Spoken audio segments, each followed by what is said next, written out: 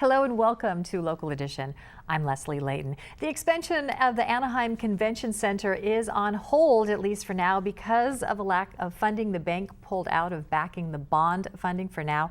With us now is Anaheim Councilwoman Lucille Kring to tell us more about this story. Yes, welcome. Thank you, Leslie. Thank you for having me. So Anaheim Convention Center, you had a planned huge expansion. Absolutely. And now not so much.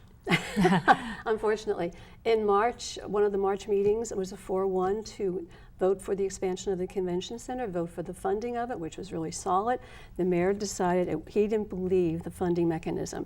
So because you have a 4-0 vote, 4-1, it proceeded. And they got Citibank to be the major funder.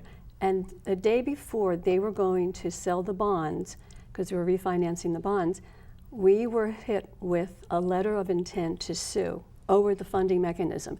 And as soon as they heard that there was a letter of intent, the city had not been served, Citibank pulled out. Because the banking industry does not like to have a lawsuit over their heads. Mm-hmm. And at that time we had very favorable rates. Now, because of the lawsuit, our rates have gone up. The $20 million that were earmarked in that refi plan that were supposed to earmark just for the neighborhoods, police, fire, libraries, and parks, it's off the table.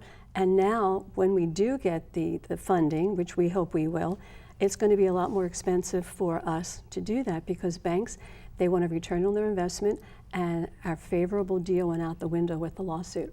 So if you're talking a $300 million bond issue and you don't have that money, what effect does this have time-wise on this project or the viability of it at all? Well, time-wise, we were supposed to break ground in August of 14, and it was going to be done in 2 years, in August of 16.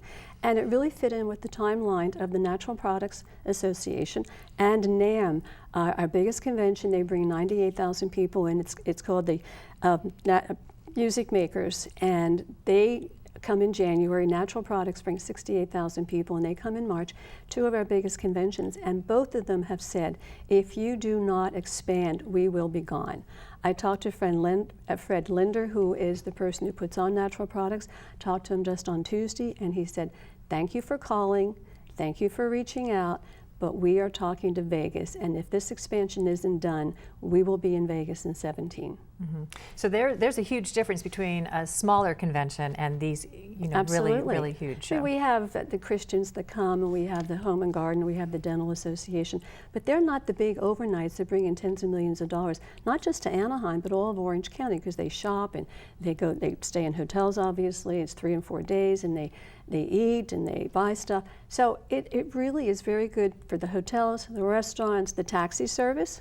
Now, part of the lawsuit contends that voters didn't have a chance to give their say on this, right. And they'll drop the suit if you put it to the voters in November.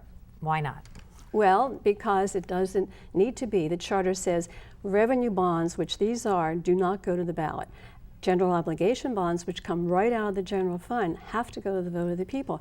And in the mid-90s, we had $500 million worth of bonds that were issued to beautify the resort area, pay for the convention center expansion, and pay for the parking structure at Disney. Tom Tate voted for that, and it was $500 million. It was revenue bonds, and it doesn't go to the vote of the people. This is already being paid for by the transit occupancy tax or bed tax.